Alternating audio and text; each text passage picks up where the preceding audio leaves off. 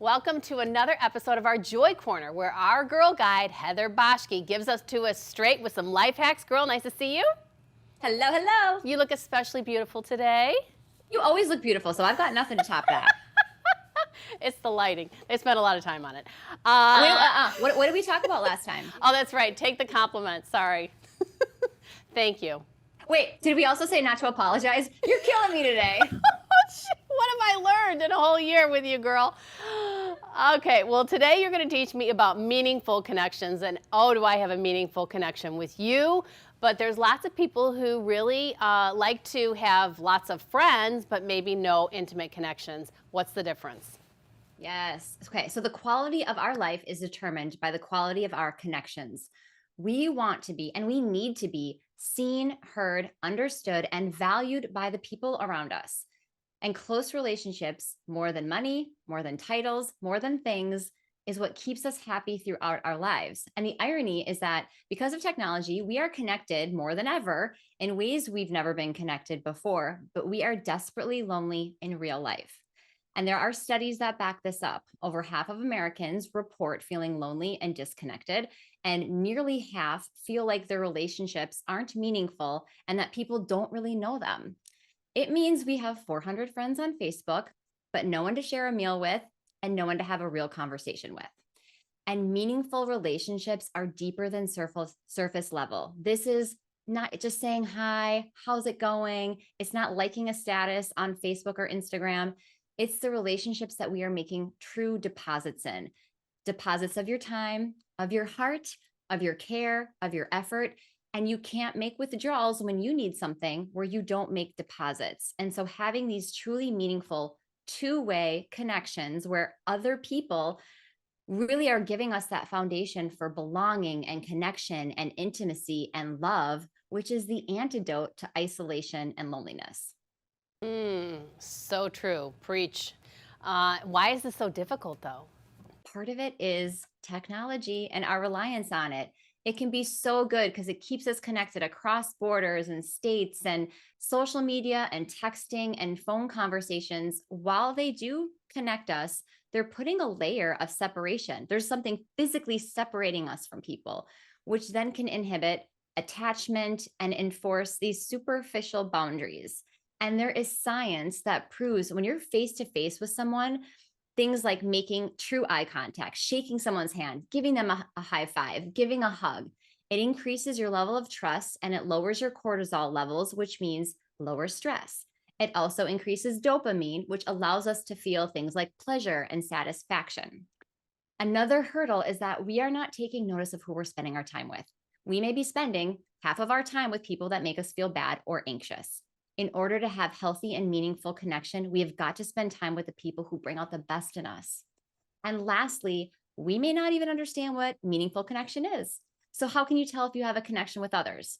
Emotional connections are the ones that are positive and supportive and healthy, and they make you feel good, and affinity and liking someone, all those positive emotions. And then it helps you feel good about yourself and allows you to open up and share parts of yourself with others. And that is the portal and the bridge where those deposits and withdrawals can take place.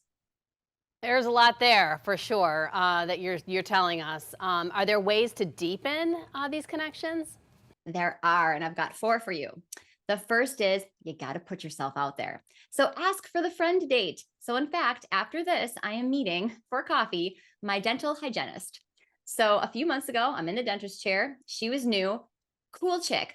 I loved her vibe, great energy. And after we were done, I said, you know what? I just think you're a cool person. I'd love to have coffee with you. And she said yes. And now we are going to have coffee. It is never too late to make new friends. And sometimes you got to create the meaning that you are looking for. You want to go to dinner with people? Ask people to dinner, have people over, coordinate the evening, schedule time for the conversation, but take control of how you're spending your time. Small acts of connection is the second one. So one of the things that I love to do is instead of sending a text to someone, I'll send them a voice memo. So I will record my voice just saying, hey, I'm just thinking of you today. I saw this beautiful bird. It made me think of our time at XYZ. But when someone hears your voice, that connection deepens. Another thing, send a card to someone. You're thinking about someone. I've got a bunch of cards that when I'm thinking of someone, I'll just drop it in the mail, even if it says nothing other than, hey, I'm thinking of you. Everyone likes to get something other than a bill. Another thing you could do is buy something small for someone when you're thinking of them and send it to them. The other day, I got this cute journal in the mail from a girlfriend with a little bird on it. And she said, I'm thinking of you. That deepens connection. And do you know what the entryway for connection is? Not sure. It's a smile. Okay. It's a smile. So use yours more often. Number 3, pay attention and put the damn phone away. When you are with people, be there. Put your phone away. We do not need to have another appendage. It is not part of us. We need to remember that. And instead of watching TV with your partner or your friends, go for a walk, play a game, engage in something, and don't let screen time replace actual face-to-face time. And check in with people. You know, you meet someone and you learn that their dad was in the hospital or they just sent their baby boy to college. Ask them how it's going. Follow up and show them that you're paying attention and that you actually care. And the 4th is to ask more meaningful questions. How is it going and how are you have become non-questions because we seldom tell the truth. How are you? I'm good.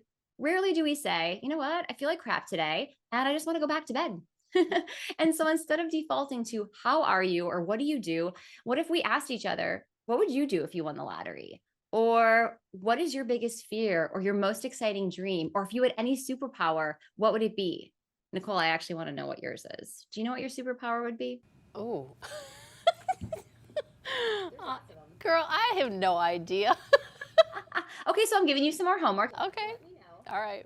Okay. And also think about how you're showing up in your relationships. Are you being selfish? Is it always on your terms? And deep connection requires a heart of service. Think about what you can do for other people in your life, the ones that you want to have meaningful connection with, because when you serve and do for others, it's actually one of the best gifts that we give and receive. Great advice, girl. I love it. Very uplifting. Great action items. Thanks for sharing. I appreciate it. And think about your superpower. Oh, you know, Elon Musk says that the best superpower is to have good luck. I don't know. Is that a superpower? Yeah, it's almost like you've got like the perpetual genie in the bottle granting all your wishes. Yes, I like that. There you have it. Well, good to see you, honey. Thank you. There you have it. I encourage you to give of yourself. Put yourself out there and make some of those meaningful connections.